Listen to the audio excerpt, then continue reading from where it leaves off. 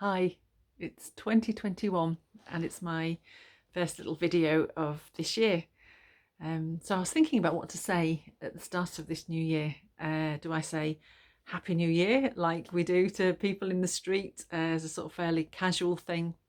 And what does that actually mean when I say Happy New Year? What am I actually wishing people? Um, and I think what I would really want to say is that I really hope that 2021 is a year that's filled with hope and life and real peace and joy for people. Um, and if we really have those things um, deep down inside, then they're not actually based and reliant on what's going on in the world around us. So a sort of peace and a joy and a hope that's irrespective of what's on the news or what's happening in our lives at the moment. That's what I really hope for people. Um, and I've been reflecting myself on 2021. I often do this at the start of a new year. Well, I do it every new year.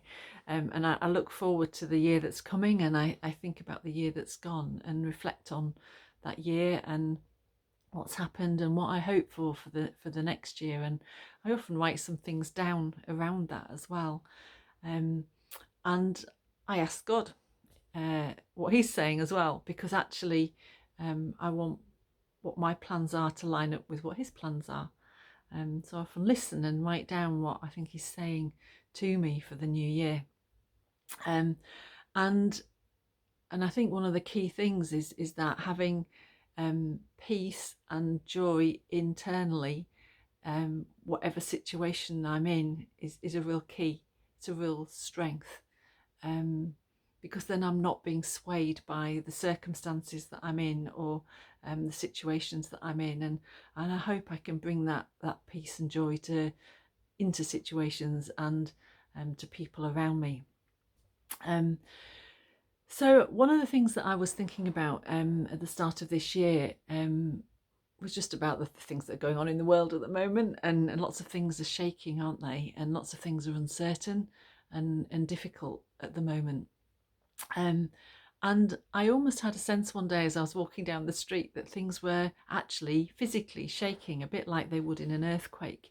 And it was almost the sense that the buildings were actually moving, that the earth was actually moving, a bit like tectonic plates would. Um, and and just, I mean, it wasn't actually shaking, but it was almost like I could see it in my mind's eye, that things were shaking, and I could almost physically feel it. And then I had a real sense of um, something really beautiful as the shaking stopped. Lots of things had gone, some buildings had gone, some structures had gone, but there were others that remained, and they had a real, really beautiful quality about them. They were a bit like crystals.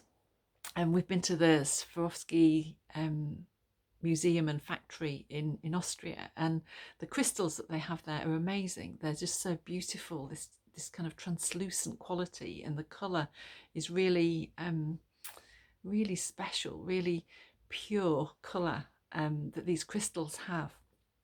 And what I could see, and again in my mind, was buildings and structures that had this pure translucent quality about them, and a pure colour about them, really really beautiful.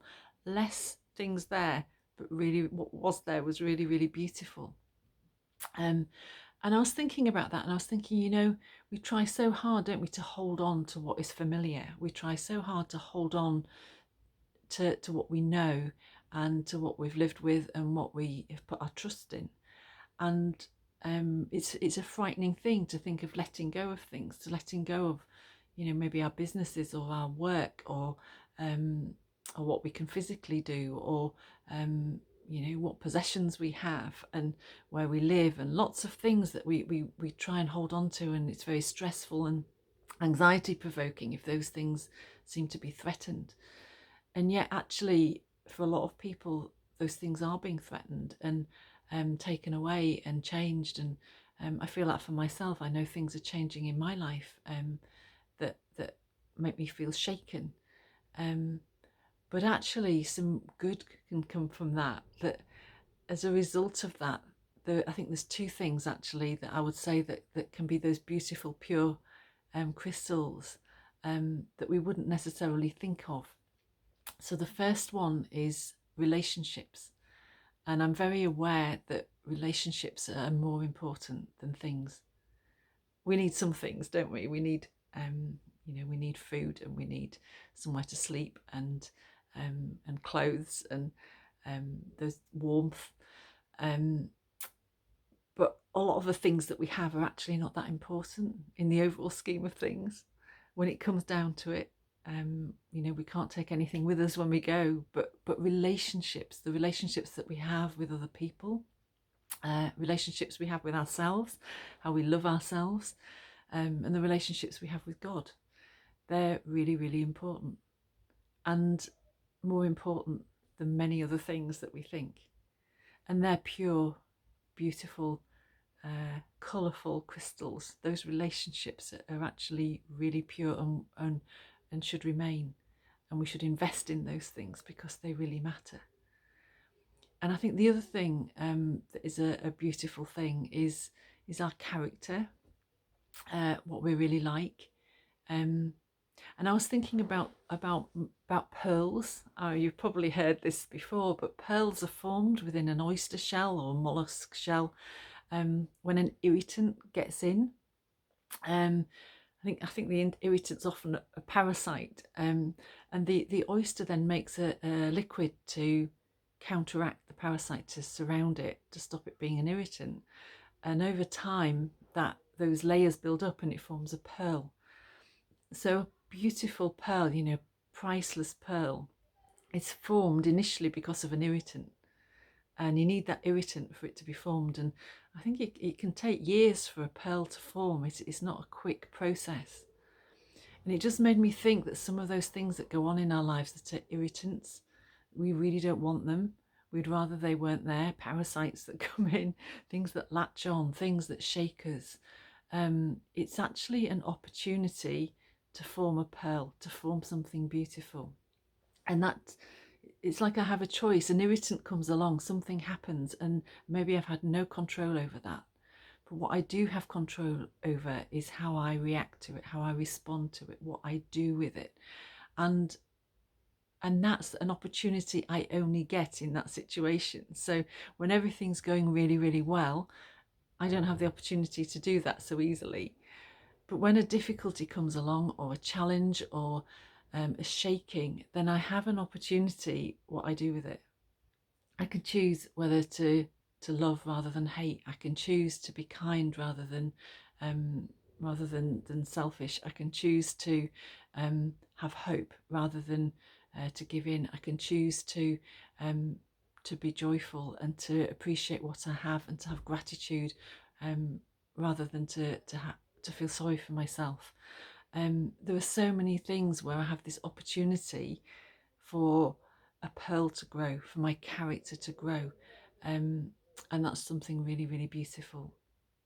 So I think as we start this new year, have hope.